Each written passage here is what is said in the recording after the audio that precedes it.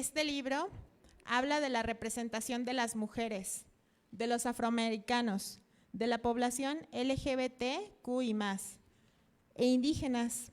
También examina la participación ciudadana a nivel municipal. Sin más preámbulo, quiero presentar a la doctora Carolina Estefanía Muñoz Canto, que tenemos en virtual, la cual es coautora de este libro.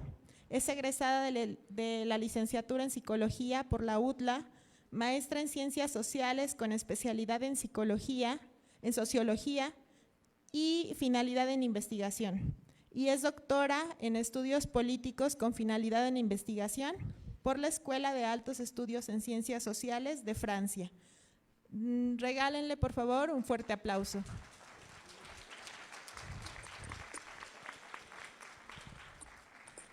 La doctora Carolina presentará un poco de qué va este libro. Entonces cedo el micrófono a la doctora Carolina. Muchas gracias, doctora. Muy buenas tardes a todas y a todos. Es para mí un honor estar con ustedes esta tarde y primero quiero agradecer por el espacio para poder presentar este libro a todos los que nos acompañan en la universidad y también a quienes me acompañan en esta mesa. Hoy tengo el privilegio de presentar una obra en la que fui coordinadora, como acaba de decir la doctora Verónica, se llama Los retos de la democracia actual en México, representación y participación política, y fue una obra colectiva que contó con el apoyo del doctor Omar de la Cruz y la doctora Marta Elisa Nateras González, quienes coordinaron conmigo el libro, y que gracias al trabajo colaborativo que se pudo llevar a cabo, este libro vio finalmente el día. Y fue un reto en la medida en la que son casi todos los retos colectivos, pero también una experiencia profundamente enriquecedora, generosa y que también llevó a generar redes de trabajo interesantes.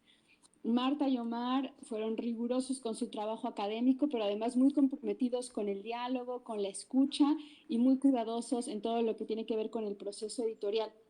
Y bueno, yo quiero contarles un poquito de cómo fue el proceso de nacimiento de esta obra. Estaba organizando el Congreso Internacional de Estudios Electorales que se llevó a cabo en Baja California y justamente la doctora Marta le propuso a Omar un poco de manera informal la posibilidad de hacer un libro.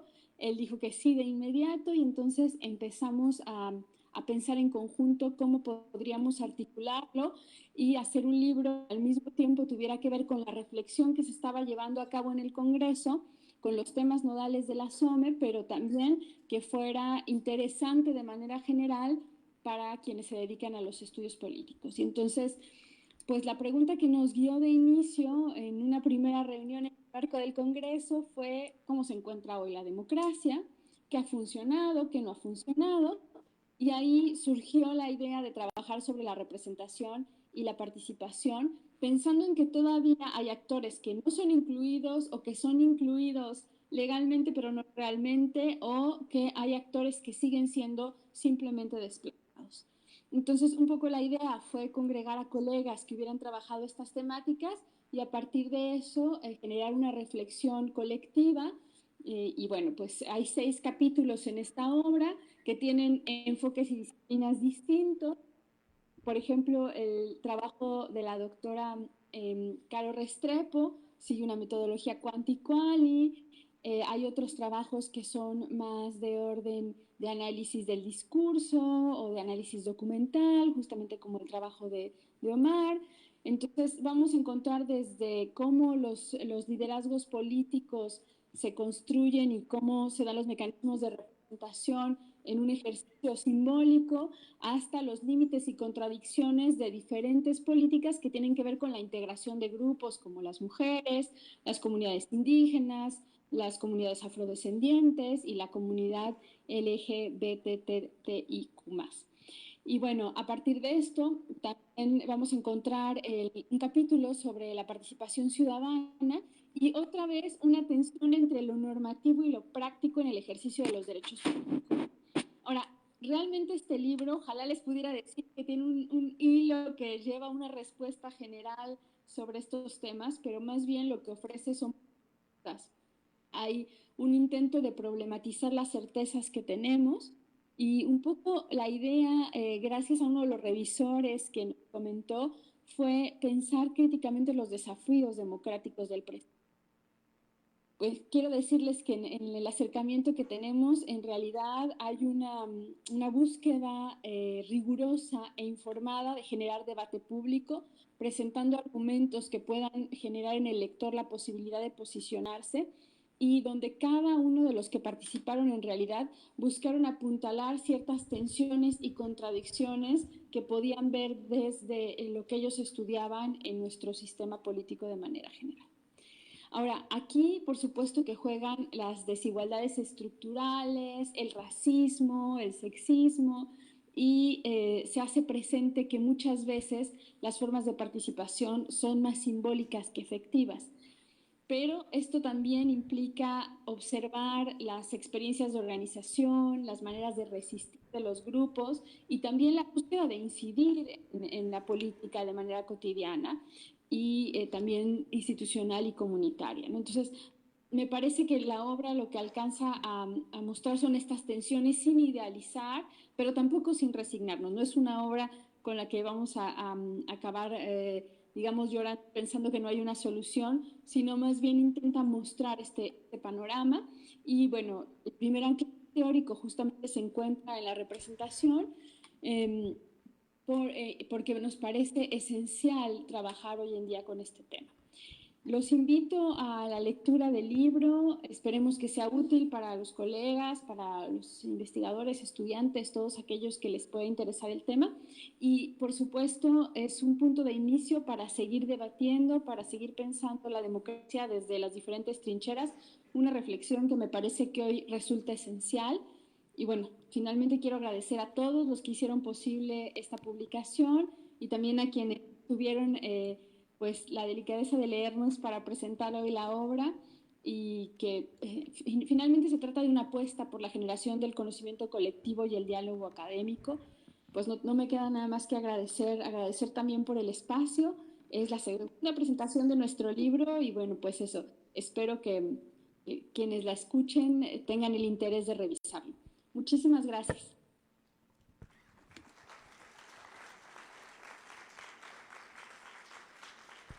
Bueno, pues agradecemos mucho a la doctora Carolina Estefanía Muñoz Canto por la intervención y me es grato presentar a los siguientes ponentes.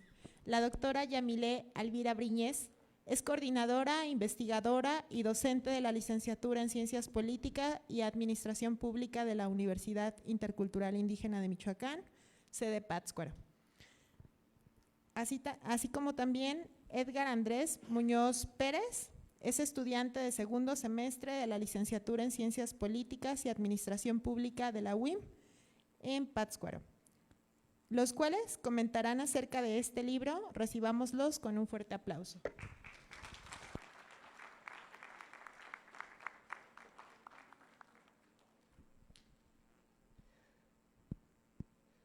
Bueno, muy buenos días a todos, bueno, buenas tardes ya, buenas tardes a todos y todas.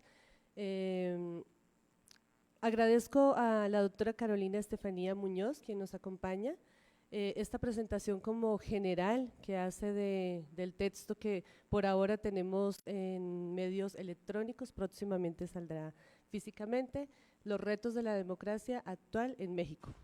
La dinámica que tenemos para presentar este libro, aquí con mi compañero Andrew, es, como mencionaba la doctora, tiene 6 capítulos. Yo voy a concentrarme principalmente en los 3 primeros capítulos y acá mi compañero va a continuar con los últimos 3.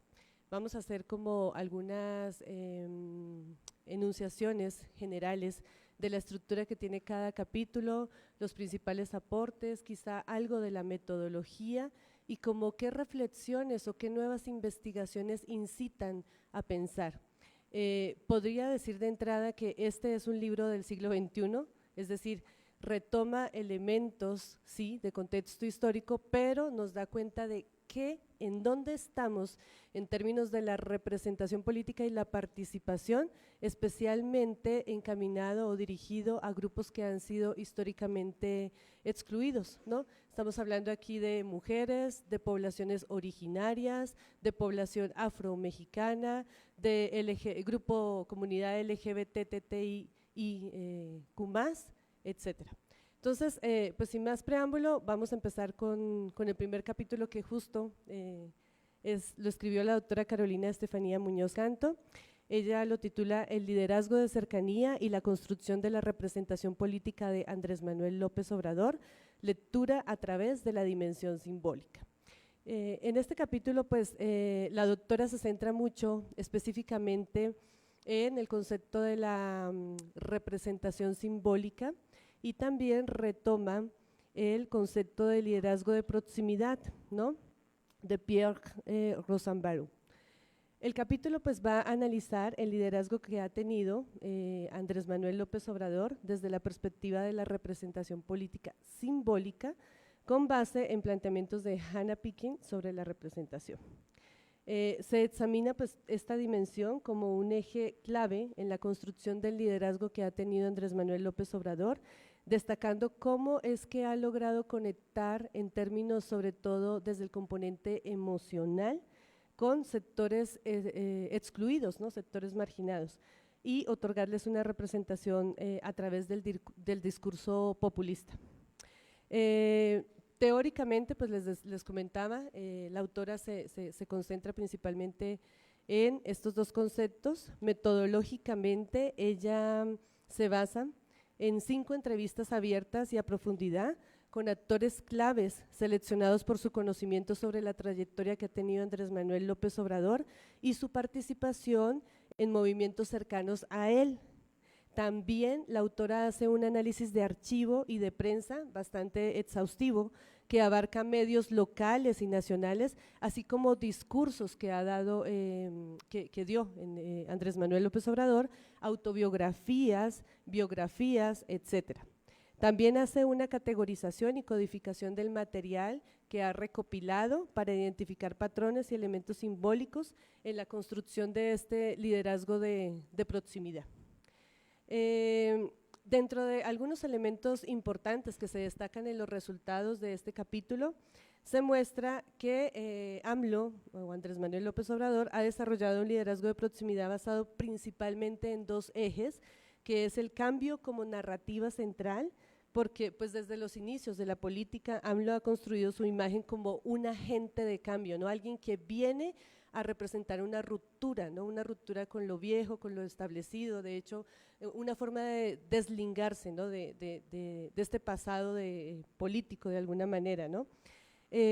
Su discurso se enfatiza la lucha contra la corrupción principalmente, como lo pudieron ustedes y bueno, cada uno de los que vivimos en este país vivenciar en su anterior mandato, y el discurso de la transformación del país en beneficio de los sectores más desfavorecidos.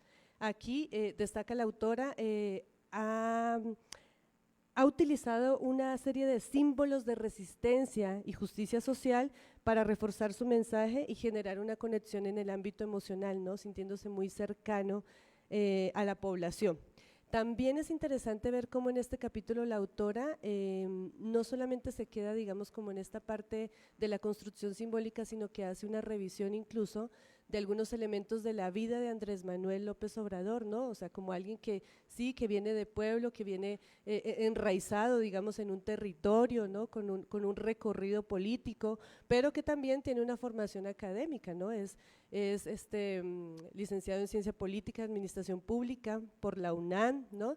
Y empieza pues como a destacar todos estos elementos que también son importantes de tener en cuenta. Otro elemento que destaca la autora en los resultados es la relación con sus seguidores, la que ha construido, porque ha cultivado una relación muy cercana con su base social a través de una comunicación directa, ¿no?, y constante. Esto es muy claro sobre todo en las giras. Creo que Andrés Manuel López Obrador ha sido uno de los presidentes que más conoce su territorio, ¿no?, nacional, ha estado en cada rincón de este país. Conferencias matutinas, el uso de símbolos populares que refuerzan la percepción de que él ha sido un líder accesible y comprometido con la gente. Esto pues le permitió consolidar un respaldo sólido y establecerse como un portavoz legítimo de los sectores históricamente excluidos. Aquí se realiza finalmente una reflexión sobre este liderazgo que se ha construido a partir de una estrategia simbólica y de proximidad que le ha permitido una representación política efectiva, su capacidad para conectar con las necesidades del pueblo y ofrecer una alternativa simbólica de participación que finalmente ha sido como una de las claves del éxito político. Este estudio pues también nos aporta una comprensión profunda sobre la importancia que tiene el liderazgo simbólico en la política contemporánea, más allá de las vías institucionales o formales, ¿no? Que también pues hay que tener en cuenta, e incorpora pues elementos de identidad y de cercanía emocional. Es un capítulo que también creo que nos invita no solamente a explorar este tipo de liderazgos en México, sino también conectarlos de manera comparativa con otros casos en América Latina, ¿no? Por ejemplo, pues Hugo Chávez en Venezuela, ¿no?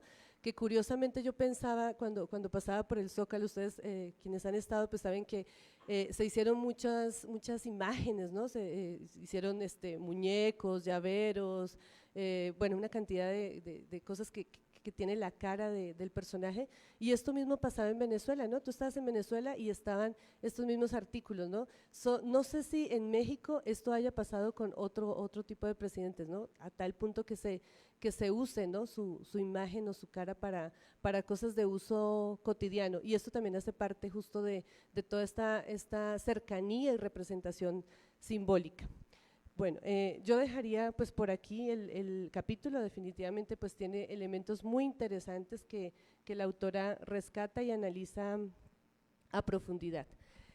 El siguiente capítulo, que es el camino de las mujeres en el acceso al poder en México, sus prácticas político-culturales, de las autoras Rosalba Vera Núñez y Marta Elisa Nateras González, ¿no?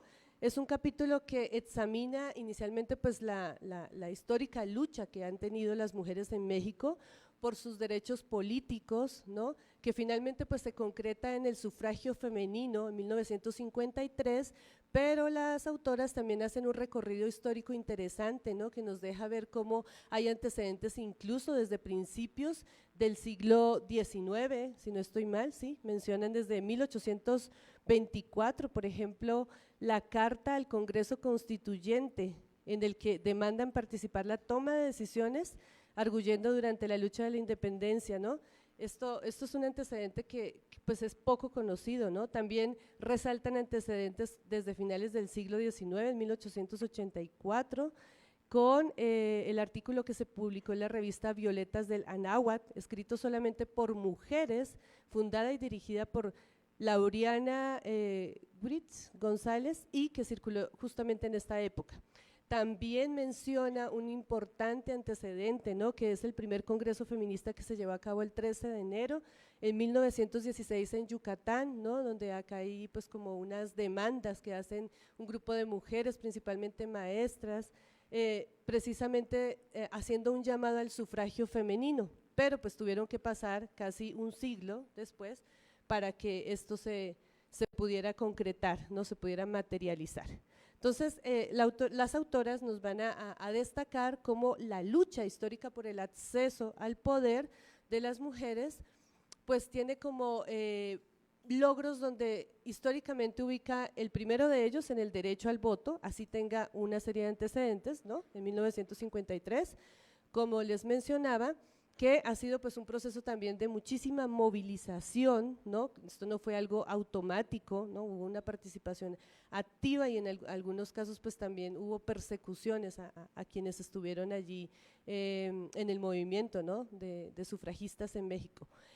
Otro evento importante que rescatan las autoras son las cuotas de género y de paridad. Esto ya pues estamos hablando a partir de finales del siglo XX y principios del siglo XXI, donde se establecen pues ya los mecanismos más formales, ¿no? Como las cuotas de género y posteriormente la paridad para aumentar la presencia de las mujeres en los cargos de representación popular, que finalmente pues están llegando más a un nivel de representación descriptiva, ¿no? Hay algunos resultados. Desde el año 2000 el número de mujeres en la política ha crecido de manera significativa, ¿no? Especialmente en el Congreso, las alcaldías, aunque en las gubernaturas el avance pues ha sido mucho más lento, ¿no? Esto lo vivenciamos incluso aún más en el ámbito municipal, ¿no? Es más claro estos ritmos. También hay otro elemento que destaca aquí las autoras, que son las prácticas político-culturales que han ejercido las mujeres, ¿no? Han tenido que recurrir a diversas estrategias para acceder a ese poder. Aquí pues se incluyen las movilizaciones, las protestas, las huelgas, incluso enfrentadas a la represión y a la violencia. Otro elemento es el trabajo en redes y alianzas, es decir, la colaboración que se puede hacer con organizaciones feministas y de otros actores para impulsar cambios legislativos. Otro elemento es el desafío a los roles de género, ¿no? Que a la fecha continúa al involucrarse en la política, ¿no? Que han desafiado estereotipos que las relegan del ámbito doméstico, ¿sí? Este ejercicio pues en este momento es ejercido desafortunadamente pues atravesado de muchísimas acciones asociadas a la violencia política en razón de género. Las autoras también destacan algunos obstáculos que son persistentes, ¿no? En todos estos avances legislativos, como por ejemplo la cultura, dentro de la cultura política mexicana destacan las barreras informales, ¿no? Que es esta percepción de que las mujeres son menos aptas para gobernar, el escrutinio sobre su vida personal, ¿no? O sea, dar cuenta incluso de lo que se hace en la vida personal íntima, ¿no? Y pues no hay que desconocer la carga adicional del trabajo doméstico que se sigue ejerciendo a la par que se ejerce un cargo político, ¿no? Otro obstáculo que destacan las autoras pues es la resistencia de las élites políticas, ¿no? Que en ocasiones pues se cae como en una simulación del cumplimiento de las leyes de paridad mediante estrategias de candidaturas ficticias, ¿no? O la postulación de mujeres en distritos con pocas probabilidades de éxito, ¿no? Hay muchos casos, sobre todo en el ámbito municipal, justo esta mañana hablaba con la regidora, ¿no? De cómo sigue ocurriendo esto, ¿no? De las candidaturas fachadas, ¿no? Con cara de mujer, pero los hombres, digamos, ahí ejerciendo toda la presión y todo el poder. Este capítulo destaca que aunque ha habido pues avances significativos en términos de la representación política de las mujeres, la equidad de género en la política mexicana aún está lejos de alcanzarse. No solo requiere la implementación efectiva de leyes, sino un cambio cultural que reconozca plenamente la capacidad de las mujeres para ejercer el poder. A mí este capítulo, por ejemplo, me invita a seguir investigando y profundizando el tema de la representación política de las mujeres, pero teniendo en cuenta otro tipo de variables, ¿no? Como por ejemplo la clase social, el origen étnico, ¿no? Las condiciones en que cada una de las mujeres se encuentran, porque el grupo de mujeres es un grupo profundamente heterogéneo, entonces como que vale la pena tener en cuenta este tipo de singularidades, ¿no? Es como la invitación que me deja este capítulo, ¿no? También creo que valdría la pena explorar algunos casos emblemáticos, ¿no? De experiencias individuales de mujeres que han accedido al poder y bajo qué condiciones lo han logrado hacer. Y bueno, pues un poco ahondar el tema de cómo es el ejercicio político de las mujeres ya al interior de cada uno de los partidos. Esto en cuanto al segundo capítulo. Respiro. Bueno, el tercer capítulo, a ver, permítanme, voy a mencionar el nombre de manera correcta. Tengo acá. Es el capítulo del análisis y perspectiva del reconocimiento de la representatividad afromexicana en el derecho electoral nacional de Rodolfo Orozco Martínez. Este es un capítulo muy interesante porque pues aquí en México los estudios sobre el reconocimiento de los derechos políticos de la población afromexicana no es que haya sido un campo de de muchísima exploración, ¿no? Como que se ha explorado mucho más el campo de los derechos políticos en la población, en pueblos originarios o en mujeres, pero este es un estudio que es interesante porque empieza a abordarlo desde distintos elementos, ¿no? Aquí hay como 5 elementos que puedo destacar del capítulo. El autor, por ejemplo, empieza a hacer como un contexto histórico de la exclusión política que ha tenido que vivir la comunidad afromexicana, bueno, y en general la población afrodescendiente en todo el continente americano, ¿no? Que ha sido pues marginada de todos los procesos políticos y electorales, en este caso pues de México, ¿no? A pesar de que sí hay una presencia desde la época colonial, ¿no? Pero no fue sino hasta el censo de población de vivienda del 2020 cuando se reconoce oficialmente la existencia de 2.5 millones de personas afromexicanas. Esto representa aproximadamente el 2% de la población total. Es decir, antes del 2020 no se reconocía la existencia de población afromexicana, por lo menos de manera formal, ¿no? Durante siglos, pues toda esta ausencia de reconocimiento legal y toda esta falta de visibilidad de la vida pública, obviamente han afectado el acceso de los derechos políticos plenos de la población afromexicana, ¿no? A diferencia de los pueblos indígenas que han sido reconocidos constitucionalmente ya desde el 2001, ¿no? En el artículo 2. También menciona cómo la exclusión política ha sido evidente en el acceso a candidaturas y cargos de elección popular, ¿no? Antes de las acciones afirmativas del 2021 no existían mecanismos institucionales que garantizaran su representación en el Congreso ni en ninguna otra instancia del gobierno. Entonces, este recorrido histórico me parece bastante interesante. Luego hay una segunda parte donde el autor se concentra ya específicamente en las acciones afirmativas, les estoy hablando específicamente desde el año 2021, muy reciente, como una forma de corregir, ¿no? De tratar de subsanar este desconocimiento, esta invisibilización, ¿no? Entonces, en el 2021, el Instituto Nacional Electoral, el INE, implementa acciones afirmativas destinadas a garantizar la representación afromexicana en el ámbito electoral. Las principales medidas que incluyen cuotas electorales, autoadscripción calificada, inclusión en otros niveles del gobierno, etcétera, etcétera.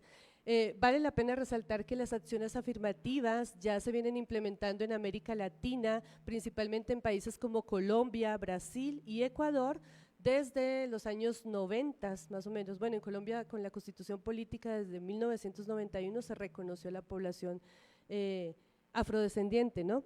Incluso el autor cita las experiencias de Colombia y Brasil de manera pues como muy somera para decir que el caso mexicano pues de alguna manera sigue un poco pues rezagado, ¿no? En cuanto a esta deuda histórica que se tiene con la población afromexicana, pero sobre todo en términos de su participación política. Luego dedica un apartado del capítulo a todo el tema de la representación que el autor considera ha sido insuficiente, ¿no? A pesar de este intento de implementación de cuotas, él nos va a decir que la representación afromexicana en el Congreso sigue siendo muy marginal, ¿no? Por ejemplo, en las elecciones del 2021 se logró que 3 personas afromexicanas obtuvieran un escaño en la Cámara de Diputados.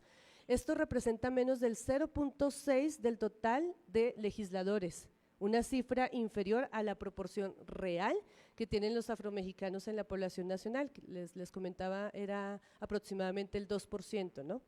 Además, la inclusión de afromexicanos en las candidaturas no ha garantizado una representación efectiva de sus intereses, es decir, no ha significado, una representación sustantiva, ¿no? Muchos de los candidatos elegidos no tienen pues una agenda política clara, enfocada en derechos de sus comunidades, y esto pues obviamente limita el impacto de la presencia en espacios legislativos. Finalmente, faltan dos partes. Una cuarta parte del capítulo se enfoca un poco más en el contexto internacional versus contexto nacional. Es aquí donde cita algunos casos como el de Brasil, Colombia, bueno, Ecuador y Bolivia también, que son países pues que sí tienen como un porcentaje mayor de población afrodescendiente, ¿sí? Pero no necesariamente eso ha sido como equivalencia, ¿no? de que accedan o que hayan accedido a derechos políticos en mayor proporción. De hecho, el caso colombiano es interesante porque han sido las poblaciones o los pueblos originarios quienes han tenido como unos logros significativos con relación a los pueblos afrocolombianos, a pesar de que los pueblos originarios son menos del 2% de la población.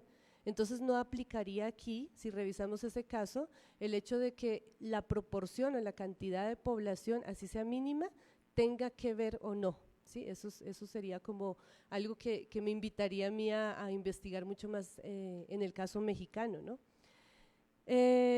Nos dice el autor, en comparación México pues ha avanzado de manera tardía, ¿no? Y con medidas mucho más limitadas, mientras que en otros países existen escaños reservados o financiamiento especial para partidos políticos afrodescendientes.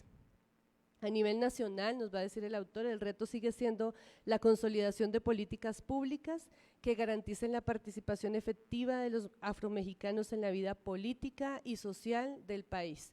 Esto pues también tiene que ver con un reconocimiento cultural.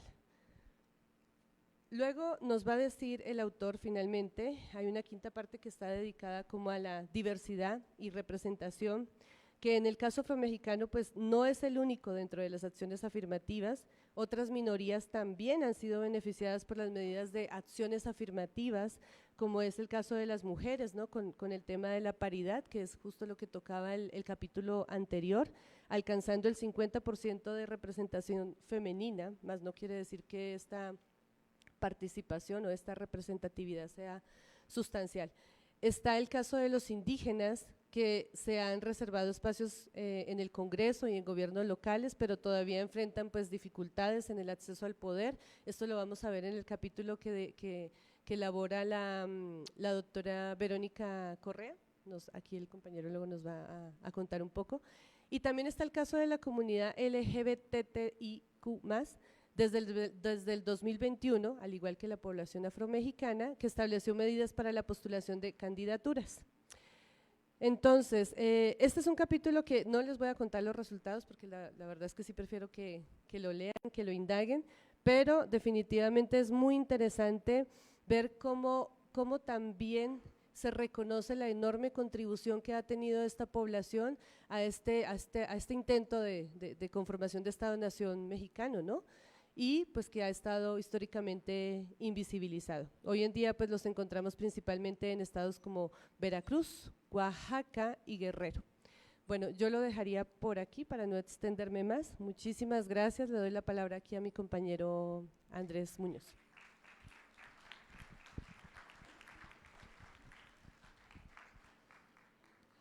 Sí, hola, ¿qué tal a todas, a todos? Voy a ser bastante breve.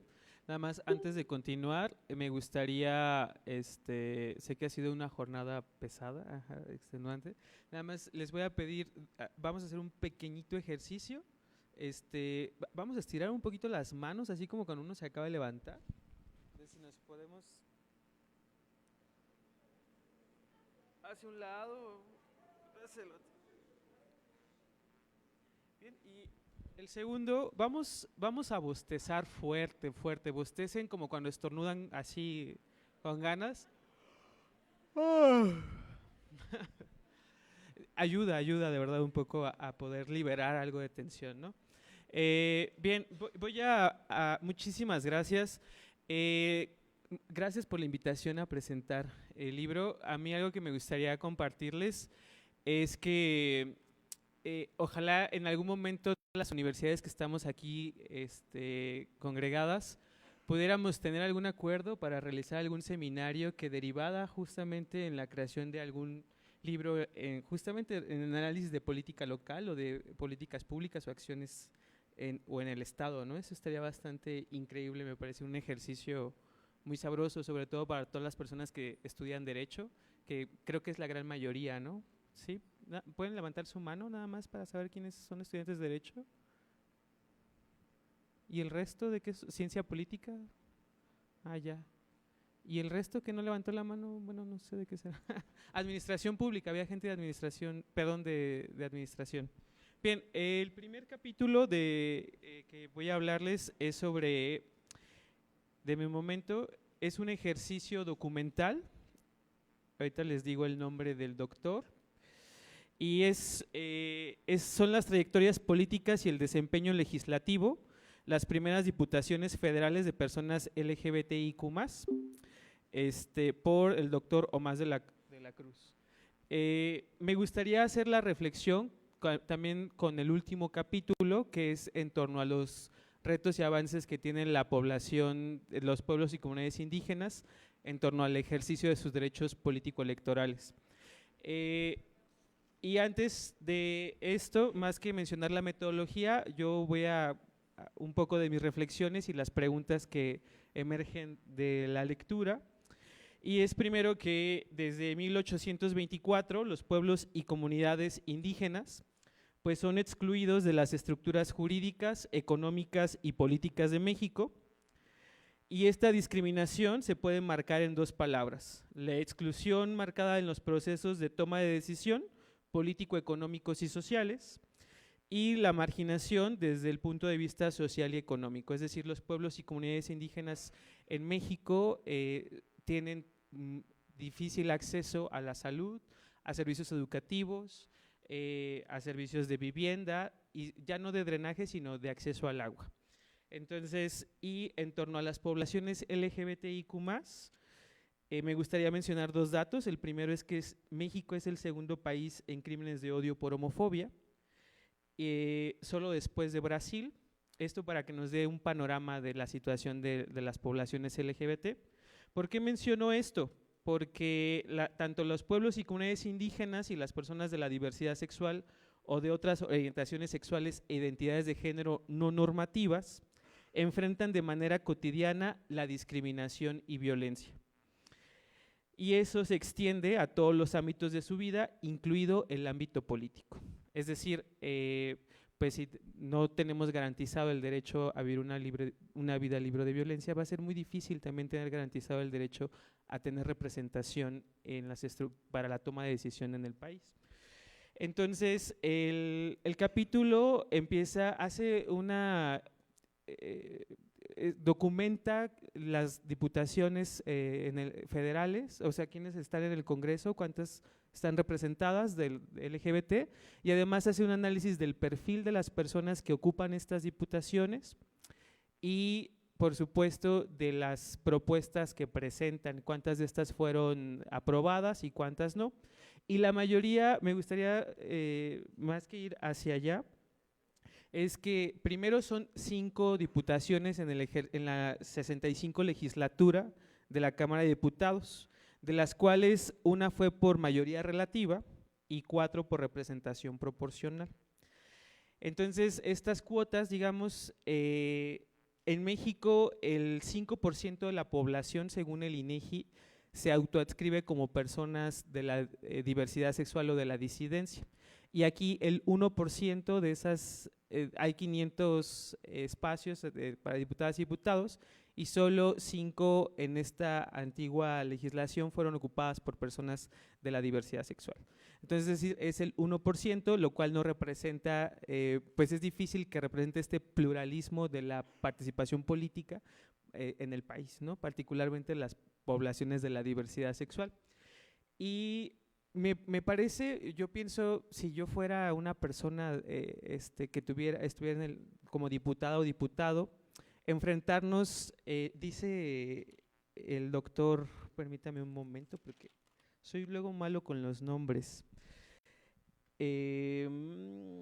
Bueno, esperen, ya. El doctor Stavengel, que los pueblos de las comunidades indígenas viven en una especie de colonialismo interno, ¿no?, en el país. Es decir, a pesar de que ya hay un montón de avances, las prácticas colonialistas siguen. Y entonces, en ese sentido, las prácticas homofóbicas y transfóbicas en estos espacios también están. Y la mayoría de las… ¿Por qué comento esto? Porque las propuestas que presentan estas 5 diputadas y diputados en esa administración, en la 65 legislatura, la mayoría quedaron en revisión, o sea, es decir, no fueron… se presentaron 271, de las cuales 179 se quedaron en revisión.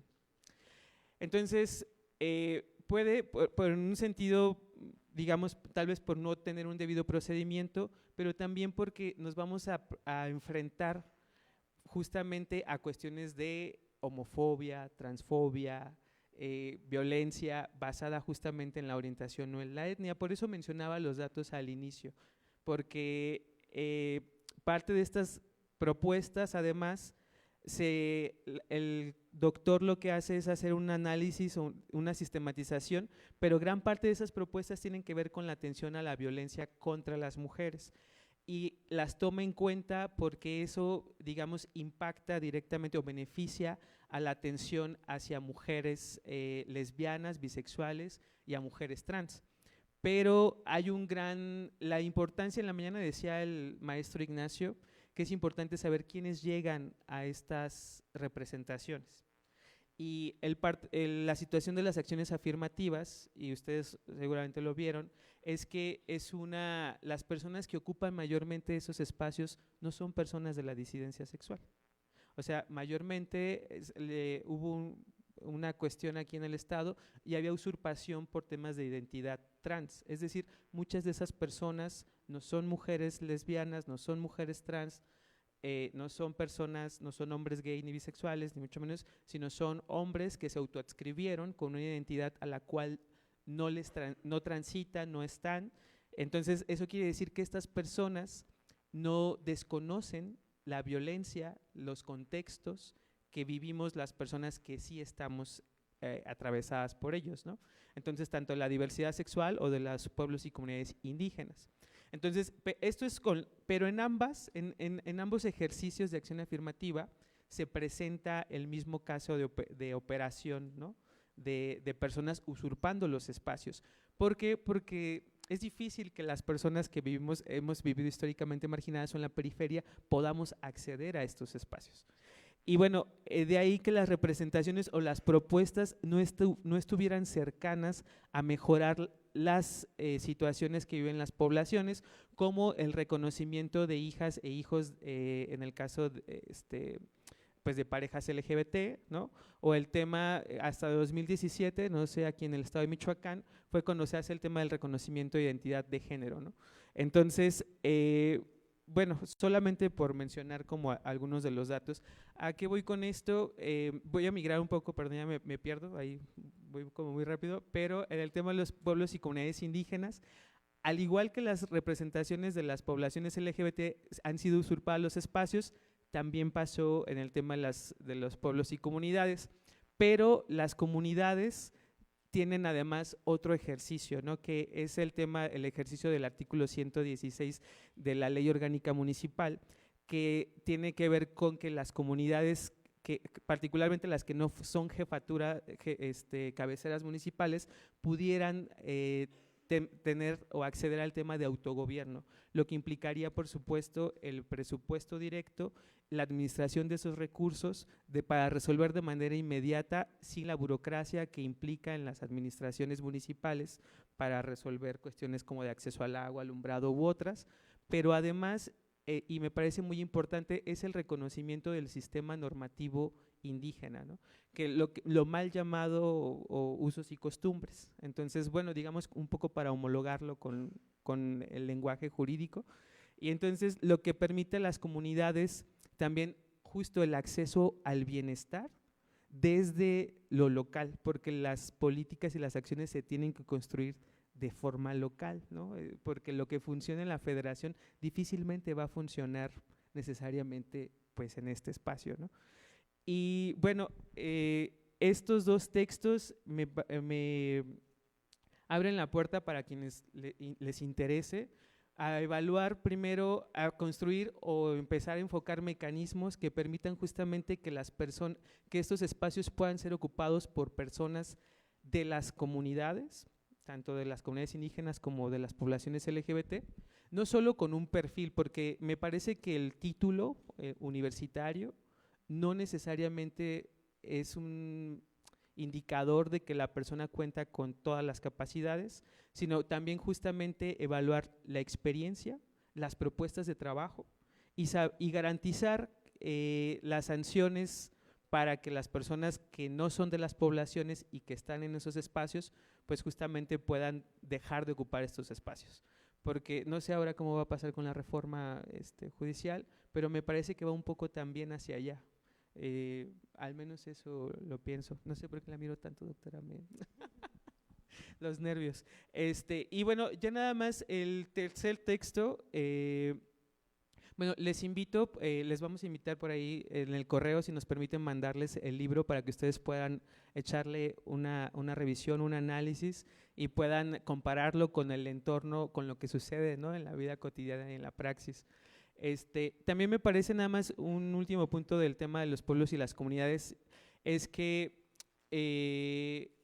han hecho presión también política, ¿no?, a través de la toma de los espacios, de los edificios, del bloqueo de carreteras, y eso también ha presionado a que el gobierno pueda justamente ir generando los mecanismos sin que tenga que ser necesariamente en el proceso judicial y respetar los procesos de organización que tienen las comunidades. Ambas prácticas, particularmente de las disidencias sexuales, derivan un poco de los movimientos feministas, de tener esta representación descriptiva, que a partir de esa representación descriptiva es que se pueden o se modifican las leyes que benefician justamente la participación de las personas, que sería el primer paso, y posteriormente que dé a la representación simbólica, es decir, el acceso a puestos de toma de decisión y que esos puestos puedan garantizar justamente la representación sustantiva, ¿no? Que esto es algo que las compañeras feministas justamente van como mayor a la avanzada, porque la masa crítica, o sea, más del 50% de la población pues son mujeres. Esto ha permitido esta masa crítica para la modificación descriptiva y por lo tanto en cadena pues sustantiva y simbólica de estos espacios. Y el último es un tema de representación, es un análisis sobre los mecanismos de participación ciudadana que tiene en el estado de Tlaxcala a partir de la Ley de Participación Ciudadana promulgada en el 2006, que enuncia el texto. No me voy a ir tanto hasta allá, me gustaría más bien como ponerlo particularmente aquí en Pátzcuaro. El texto enuncia algunos mecanismos de participación ciudadana, como son los consejos ciudadanos, como son las consultas y demás. Otros dos que ahorita se los comento, pero un dato que me pareció sumamente relevante es que de estos mecanismos de participación ciudadana que están y en acciones de participación, el 64.7% de estos eran convocados por la autoridad local. Es decir, hay un menor número de mecanismos, de acciones organizadas y convocadas desde la sociedad civil. Y me parece que no es porque las ciudadanas y ciudadanos no queramos participar, no nos organicemos ni mucho menos. En una situación me parece que primero porque no es tan fácil, ¿no? O sea, quienes alzan la voz pues se enfrentan a situaciones de violencia estructural. Entonces desde ahí es difícil también organizarse con el miedo pues justamente a no, pues a alguna situación, ¿no?, que pudiera transitar de acuerdo al territorio. No es lo mismo alzar la voz y participar aquí en Pátzcuaro que estar, por ejemplo, en Turicato, ¿no?, o en un municipio, en Huetamo, o en otros, o Aguililla o demás, ¿no? Y además que estos mecanismos de participación me parece que se ponen en la ley y están ahí, pero no son usados porque no tenemos los mecanismos adecuados para su ejecución. Por eso la mayoría de las acciones son convocadas por la autoridad. Pero la pregunta a mí que me emerge es bajo qué esquemas y cómo se organiza. Pensemos en los foros de participación ciudadana para la construcción de un plan municipal de desarrollo. Entonces, ¿quiénes son convocados? ¿Quiénes acceden? A veces el solo hecho de que se convoque en un horario matutino deja fuera a un gran sector de la población, porque la clase obrera, los que trabajamos, pues trabajamos por las mañanas, ¿no? Entonces también eso es difícil, hace difícil la participación efectiva, ¿no? Y además, una vez que se hace esta participación, ¿de qué manera se garantiza que se ha llevado a cabo, estas necesidades sean plasmadas en este plan y puedan ser ejecutadas? Entonces, este documento hace una ruta justamente de documentación sobre estos mecanismos, pero a mí lo que me llama la atención en los primeros dos, tanto en el LGBT como en el de participación ciudadana de Tlaxcala, es que no, digamos, no hacen como, o más bien tendríamos que quienes estamos leyendo hacer la aportación crítica de cómo hacemos esa ley, cómo la podemos hacer operativa y real, de qué manera nos organizamos para asegurar que esos mecanismos pues se lleven a la práctica, porque también se requieren recursos económicos para la participación ciudadana. No es muy fácil decir, bueno, hagamos un consejo ciudadano y disponer del tiempo de la gente, pero pues esas personas requieren también recursos para la movilización, la participación, la formación, etc., etc., ¿no? Que algo que sucede con el actual gobierno justamente es que se quitan este tipo de subsidios y mecanismos que ya no permiten o hacen más difícil la participación. Entonces, bueno, ya voy a ir cerrando nada más para que no se vayan, esperen.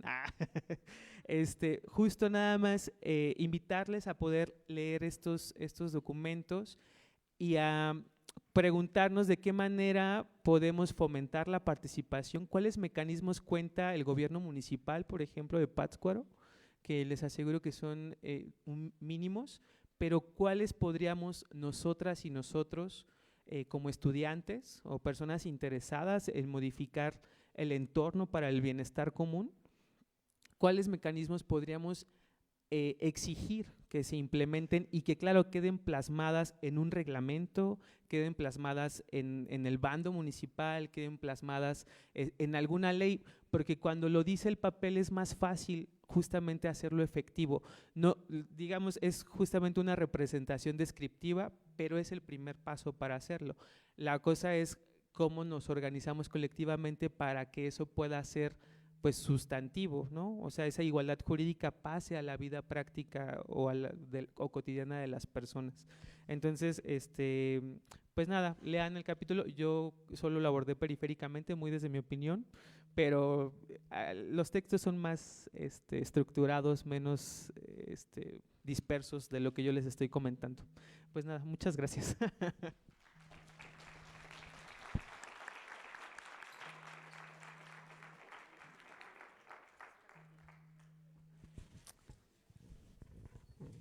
Agradecemos su presencia en este primer día de la cuarta semana académica de Ciencia Política. Les invitamos el día de mañana, 2 de abril, en este mismo espacio, a los paneles y ponencias que se llevarán a cabo a partir de las 9 de la mañana. Asimismo, el 4 de abril, a partir de las 3 de la tarde, en Tiríndaro, y el 5 de abril, de 9 a 2:30 en Tiríndaro. A todos ustedes, muchas gracias. Que tengan una excelente tarde.